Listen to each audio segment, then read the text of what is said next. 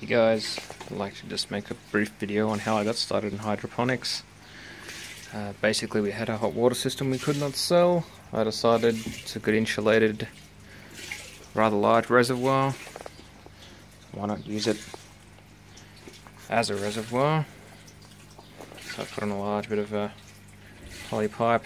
I think it's 20mm poly pipe on a couple of T-pieces to act as a gauge. I've hooked that up with a breather valve, well and truly above the input line, as you can see there. That is all refilled. Right now it's a good example because it's raining today. Off my shed roof, you can see here, once my reservoir's full and it's all gone inside, it overflows and down it goes.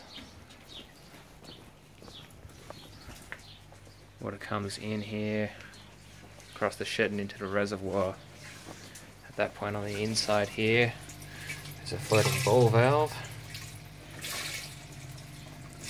The float valve keeps it from ever running my fish dry.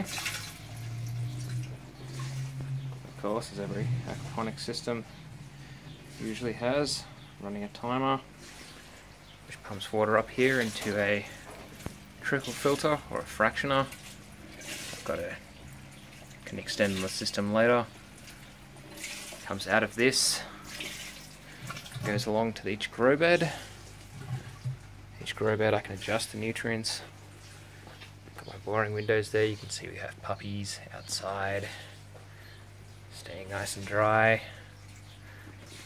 My veggies grow in here, not too long of a time, and I have that going into a clarifier which changes the direction of the water rapidly, which you can hear bubbling away and is dumping it back into my reservoir. And I got my little fish in here, building up all the nutrients for the plants. Just running a dodgy air pump for now, just running a bubble stone. It comes along into line to this one-way valve, which is aerating all of the input to the system. As the water gets pumped through, it's oxygenated. As you can see here, I have my very accurate little dosing filter so that I can directly inject into the system nutrients straight through the filtration, through the entire system, pH changes, whatever. At the very beginning of the system, I can inject it directly through, and that will be evenly spread out throughout my aquaponics system. I'm just using a dodgy light at the moment. It will be replaced with grow lights quite shortly, and I have much more equipment on the way from overseas. So as you can see, I'm using boring old garden hose because that's what I had lying around.